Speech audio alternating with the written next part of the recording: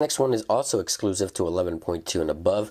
Now on older versions of iOS running on this iPhone 7, if I press the power button once, the device will not boot up. I'd have to press and hold in order to get the device to boot up. Now on 11.2, you can just simply tap it once and you'll see that it'll start booting up, unlike previous versions of iOS. Here's one that I think is really cool. If you swipe from the bottom up slowly, you go into the app switcher. It takes forever. But if you swipe in an arc shape, just like this, you get to the app switcher in no time. Again, slow version, fast version. Pretty cool. Now, speaking of gestures, there's a lot you can do under accessibilities and assistive touch in order to get access to different menus. So if I enable it and go to custom and set this all the way down to 1, right here I can choose a custom action. I can choose home button, which I have a video on. It allows you to get a home button, a virtual home button on the iPhone 10, as you can see there. If I double tap it, or I can change that to control center. Now I hate having to reach all the way up there to control center, so now I can just simply tap, one-handed use, have access to any action that I wish with that accessibility feature right there built into assistive touch. So you can go ahead and customize that as you wish, and you also have the option to set one tap, two taps, a longer tap or press, and then the 3D touch action as well. So if you have 3D touch, you can also invoke a home button action on this accessibility feature, assistive touch. So that's another cool tip and things you can do if you want to have a better experience with one-handed use. Now, one feature I do get a lot of questions about is reachability.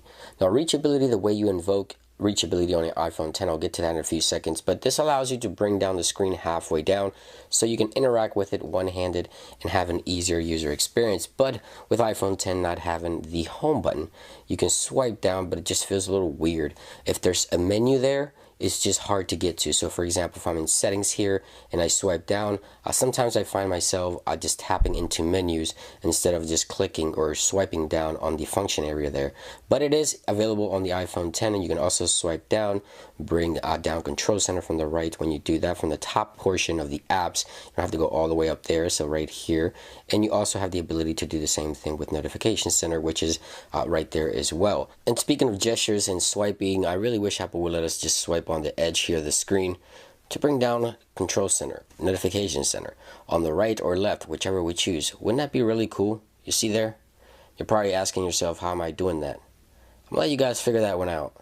Pretty cool, huh? Now, another great useful tip for Safari in iOS 11 on the iPhone 10 or on the iPhone 8 or any other iPhone. You can tap on the status bar, center status bar here, and scroll all the way up to the top of the web page if you're on the bottom of the web page. A lot of people thought because of the notch this wasn't going to be possible, but if you tap on the notch there, it brings you all the way to the top of the page without having to scroll. Let me show you that again. Boom. Really cool. Now, also wanted to talk about accessibility features down here, shortcuts for accessibility features.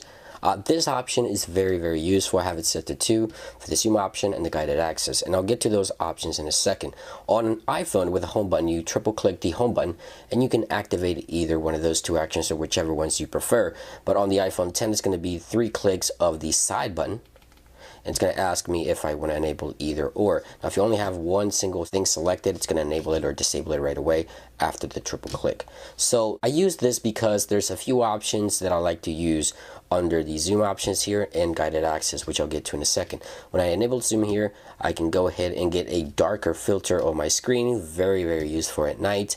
I've shown you how to do this on previous iPhones, but again, on this iPhone, triple click on the side and I can disable it. Now you can enable it just like that and then bring the menu with 3 fingers, 1, 2, 3, bring the menu up, choose a filter and choose low light. Now every time you enable it, it's going to give you the low light filter. Again, very useful at night. Now if I go all the way down here and go to accessibility shortcuts and selected, it's going to give me the option to select that. Now guided access is also one of the features I like to use on the new iPhone 10 because it allows me to keep certain things private. So if I go here, let's say to the phone application, so once I launch the phone application, you see that I can go ahead and triple press and it gives me the option to go to guided access, and guided access will preset all the settings that I already had unguided access. But let me go ahead and reset those and show you how this works.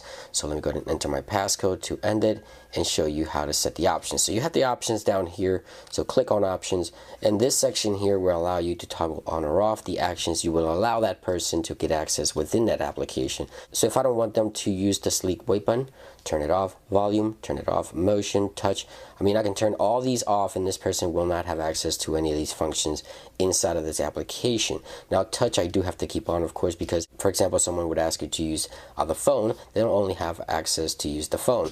Now once I set a timer, because I can also set a timer on how long this application will work until the phone will lock itself, I can go ahead and do that. Those are all my options. Click done.